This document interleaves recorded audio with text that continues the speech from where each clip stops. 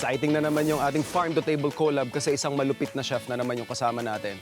Super Mom, executive chef, owner ng Liam's and Luis's Gourmet Cafe, ang ating kaibigan, hashtag laking CACS din ito, Melissa Pagya Rocha! Chef, welcome sa Farm to Table. Hi, thank you Yes. for guesting me. So yung collab lang natin, Chef, is basically meron tayong dish. Familiar tayo, isa sa mga usual na tinuturo sa Center for Asian Culinary Studies. French classics. O, mga anak kami, Chef Jean, Yes, is hi, Sophie. bouillabaisse. What we want to show our food explorers is we have the same set of ingredients, Okay. pero papakita lang natin yung magkaibang atake. Yes. Para mas marami silang magawa. Kunyari, ito yung laging laman ng pantry nila. Correct. O may dalawa na kaagad yung recipe magagawa. Chef, ready ka na? Yes. Alright, let's roll! Okay. For my seafood, kasi bouillabaisse is a French soup na puro seafoods yung laman. So since Chef Mel is going to do yung somewhat close to that version, ako naman bibigyan lang natin ng different interpretation. Madali lang ito. So we have a very hot pan here. I'm going to steam yung ating shellfish. So we have clams here and yung ating tahong. Bouillabaisse is actually a classic French soup. So this is their comfort food. We are going to do parang mix of seafood with fish. So lumalabas na ngayon yung steam. Naluluto na yung ating shellfish and then maglalabas siya ng sabaw. Yun yung magiging pinaka-sauce nung ating gagawing parang topping ng ating bread. Yung aromatics natin, what I'm going to do is the application of traditional aromatics, but once I put the seafood, I will also do like flambe. So para merong onting twist of liquor, I'll start with the sautéing already of our aromatics. I think at this point, pwede na nating silipin yung ating shellfish. Yun.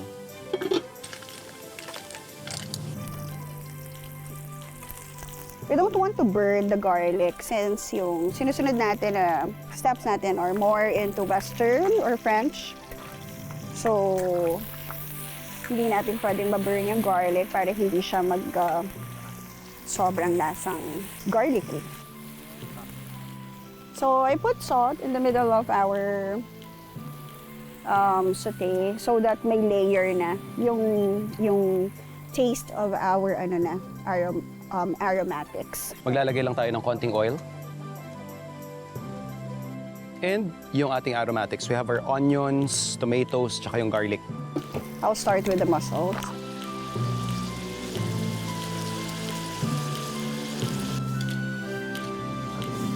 This time, I'll put herbs.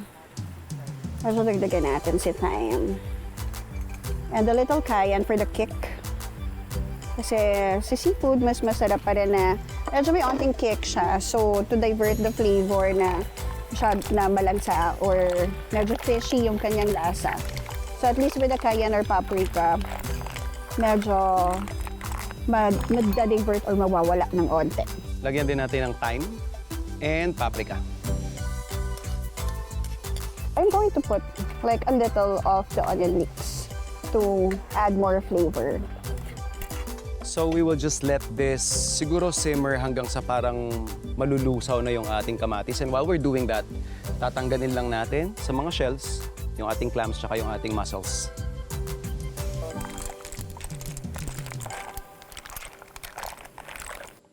Season lang natin lang salt and some pepper. As you can see, I'm really doing like a little of adding from time to time. But pinch or mas maliit pa sa pinch yung dinalagay natin na salt just to layer the flavor hanggang sa maluto siya. So we're just going to put our fish. And then right now, I can see na medyo orange na yung prawns natin. Actually, I have this executive chef before, Spanish siya. Wag daw ako mag-a-add ng anything na liquor or anything na alcohol while the prawns or the shrimp is not yet cooked or into orange stage. Kasi once I added that daw, it will not cook na and it will be like rubbery. We'll just simmer this for about 3 to 5 minutes and then pwede na nating ibalik yung ating shellfish. And then after that, pwede tayo mag-plate. So kumbaga lumalabas dun sa dish natin is somewhat crossbreed ng seafood gisado. Pero dahil hindi naman natin siya literal na ginisado, so parang in a way na preserve pa rin natin yung characteristic ng bouillabaisse, kumbaga. Wala akong flambe, hindi ko siya magagawa. I'm planning to do like a flambe, pero since wala tayong available na white wine, best substitute that I have here is actually a vodka, a local vodka, 80% proof. So it will add a little kick to also elevate the flavor of all the shellfish and also fish inside. And maganda rin siyang pang-kasal or pang-combine ng lahat ng flavors that we have. I would like to deconstruct a little para lalagay ko yung ating alcohol. Since nilagay ko na si alcohol, I still follow the tinuro sa akin ng aking parents kapag nagluluto ka at naglalagay ka ng vinegar, nagluluto ka ng alcohol. Siyempre, medyo simmer mo pa siya ng onte. And then make sure na cook na yung ating alcohol before mo siya haluin. This is to prevent na parang meron siyang lasa na hindi luto. Make sure that you simmer it with 30 seconds to 40 seconds. And then, before you add additional liquid ingredient, or before you stir it. So nakapag-chop na ako ng ating garnish. Nainitan ko na rin yung ating tinapay. And luto na yung ating isda at hipon. Lagay lang natin yung ating shellfish.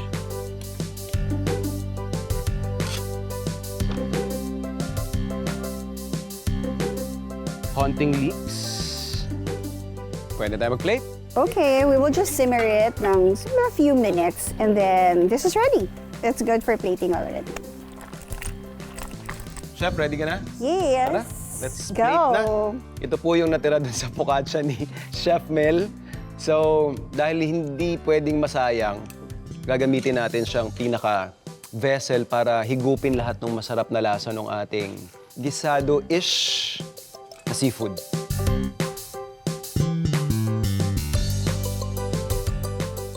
Excited na ako matikman ang bouillabaisse version ni Chef Mel. Pero bago yan, tamang road trip at food trip muna tayo kasama si Vanessa Peña dito sa Paraiso de Jun Quixote Eco Farm Resort. Oh!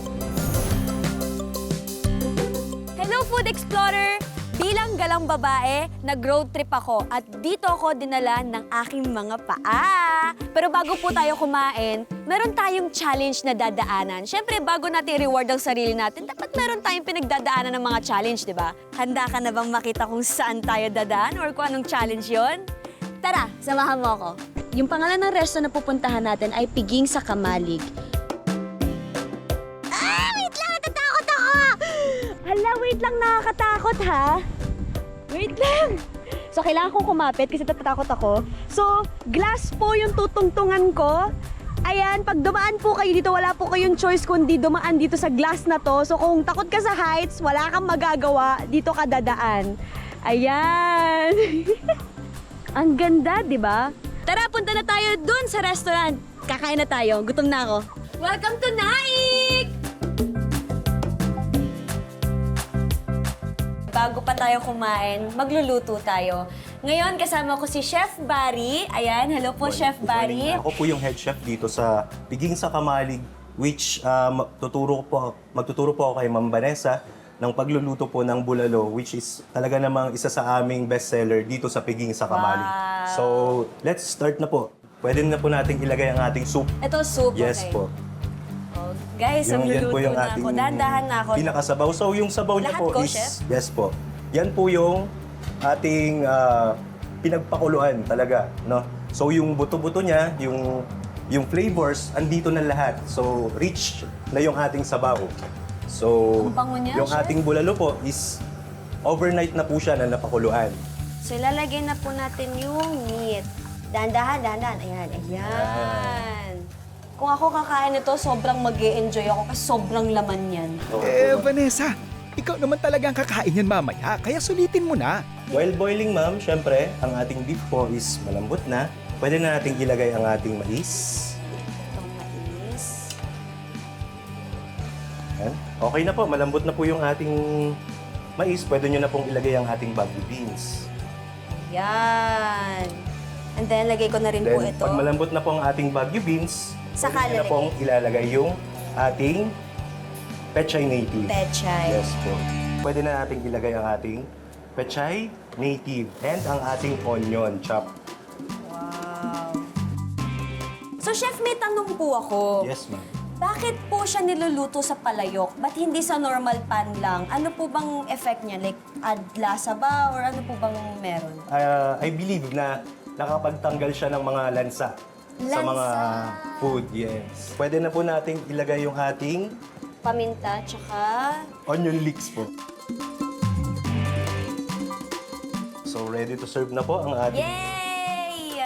Maraming salamat po sa iyong niluto at excited na po kaming tikman ang inyong bulalo.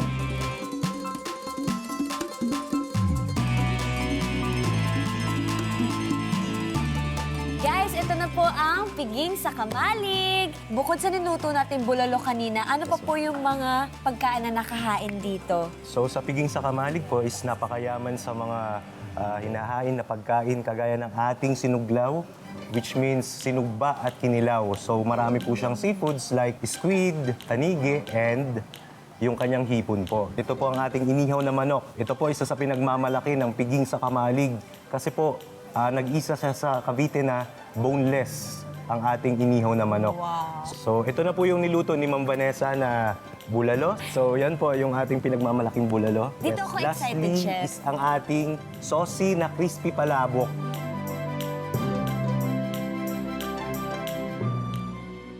Wait, titikman natin yung crispy palabok. Guys, ang sarap ng palabok. Hindi siya yung over sa lasa. Hindi rin siya kulang. Tama lang. Napapanganga talaga ako kasi ang dami niyang laman. Tsaka ang lambot ng, ano niyo, ang lambot ng karne niya. Tender. Lutong-luto. So first, gusto ko itry yung sabaw. Ang sarap ng meat, chef. Homemade. Yun yung madedescribe ko, homemade. Ganon. Dito tayo. Sa Inihaw na manok. inihaw na manok. So hindi ka na mahihirapan kainin to kasi nga boneless na siya. Okay, tapos lagyan natin nung sauce. Ang sarap nito pag nakakamay. Ang ganda nung combination niya with the sauce. Ito yung sinabi ni Chef na best seller din sa kanila.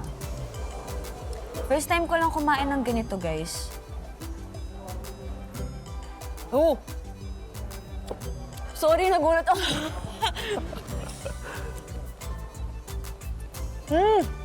Wait lang, hindi ko ma-describe, pero... So, sa kinilaw is mahilig sila sa sili. So, pwede rin siyang appetizer and pulutan as well. Ah! Yes. Sarap, Chef. Thank you, ma'am. Maraming salamat, Chef. Grabe. So- Sobrang sarap ng luto niyo po. Sumasakit na yung ulo ko. Parang ayoko na. Parang okay na ako. Masyado ako nabusog eh. Teka lang. Ay! Suwi na sa stress ako. Dito, may nahimatay na ba dito, kuya? Wala pa naman po. Ako pa lang siguro. Okay guys, so after kumain, kung medyo bumaba na yung pagkain nyo, pwede nyo itry tong Etivac Swing or Cavite Swing. Ayan. Hala kuya, teka lang. Ay, wait lang kuya. Oh guys, kung takot kayo sa heights, wag nyo akong gagayahin ha. Ay! Ay! Kuya, konti lang. Ay! Wala pa nga. Wala pa. Oh my God! Alam mo, kung walang camera, baka umiyak na ako. Ganda ng experience ko dito. First farm to table ko. Very bahay feels yung gusto na mangyari. Ang konsepto talaga dito, para kang pumunta sa bahay ng kaibigan mo, tapos merong pa kape, merong pa food trip. Yun nga, si Sheena mahilig sa libro, gusto niya ng bookstore. Siya love Ako language naman, niya. F&B yung gusto ko. Tapos sabi ko, pagsamahin natin, breathing space din namin kasi ito sa, di ba, we have a record company, We have our individual careers. careers, and ganyan. So, Parang ito yung medyo slow down. Sa mga hindi nakakaalam, si Kian, apart from music, ang isa sa mga passion niya ay pagkain. Actually, ang tagal na nitong vision and seed of thought kay Kian. Parang, but we had to also trust God's timing. Kasi maraming times na inattempt ni Kian na magtayo ng coffee shop. I guess yung binigay sa aming sense of purpose nung lugar only came later on after na nagkaroon ng pandemic and everything na we valued human connection more than anything. naisip lang namin na same but different. So today po, ang gagawin po natin is ice shaken macchiato po. Okay, so yung iced shaken macchiato is actually Chess recipe and it has become one of our popular drinks. Nung natikman namin, di ba, Che? Parang solid! Same but different kasi parang yung mga things na gusto naming i-create ni Kian, parang it's an inclusive space, ganyan, or inclusive tayo, pero at the same time, we want to make sure that people know that they are uniquely different. Shake!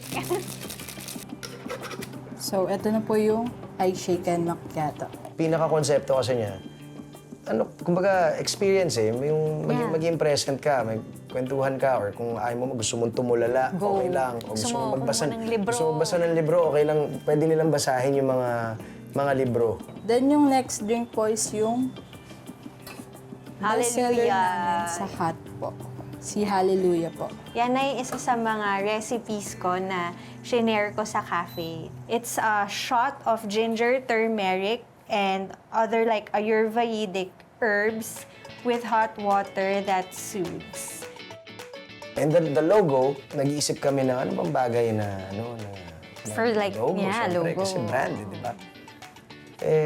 Biglang si China nagkaroon siya ng idea na what if parang multo pero hindi siya totoong Pero multo, friendly ghost. Pero friendly ghost, tas naka-boot siya, naka-shades, tas may libro.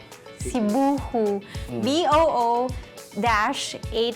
WHO question mark. Si Boohoo kasi parang it can be anybody. Siya yung mascot namin. Yeah, true. Then yung next drink po is yung blended po namin. Yung nag-iisa po namin blended. Yes. Recipe din yan ni Che. Biscuit frap. Biscuit frap. So, I hope you guys can also try this later.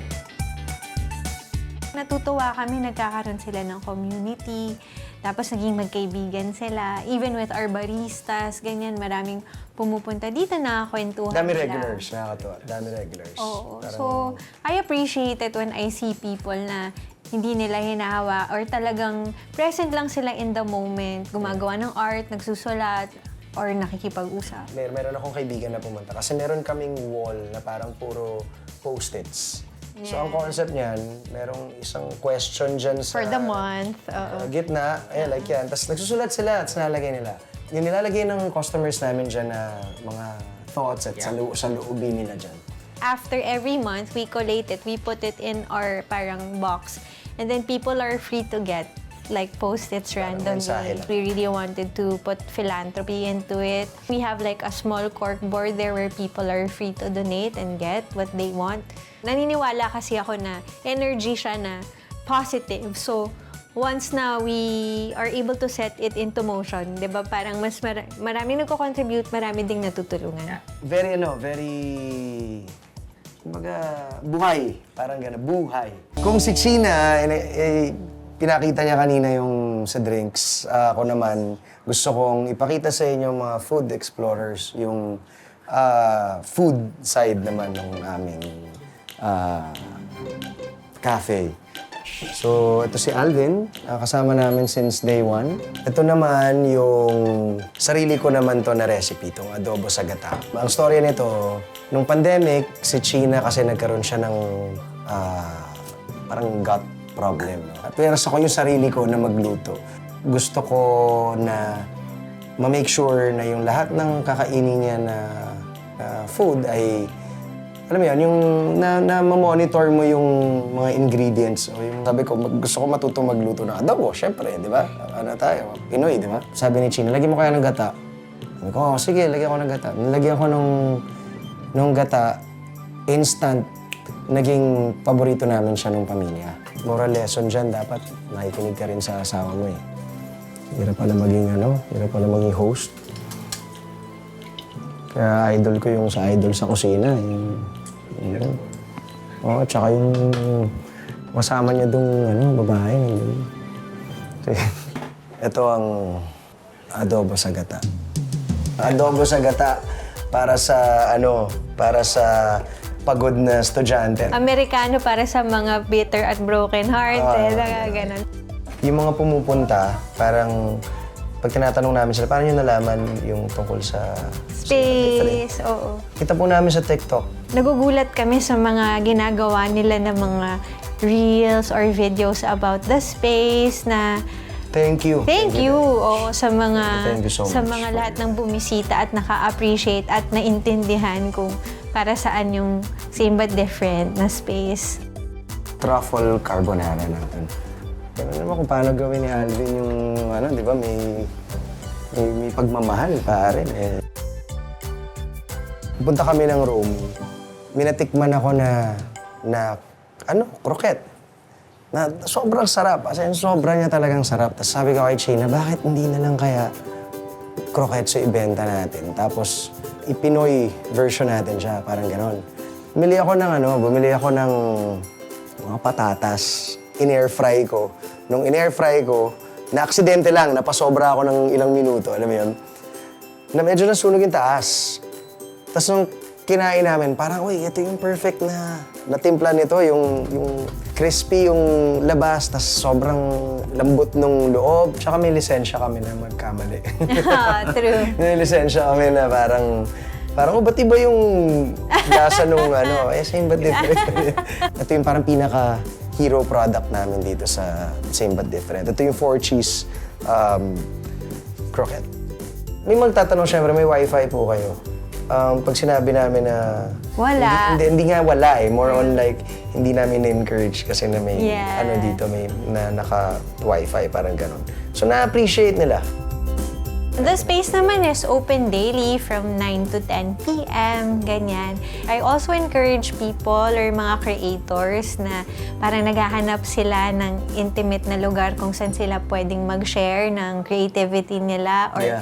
natutuwa ako ngayon kasi a lot of people crave for connection. So may mga tao din na gumagawa ng mga tambay, ganyan. Mga ka-food explorers, tara, hang out tayo dito sa Same But Different. You can find us at 7 St. John Street, Barangay Kaunlaran. Dito lang po yan sa Cubao, QC.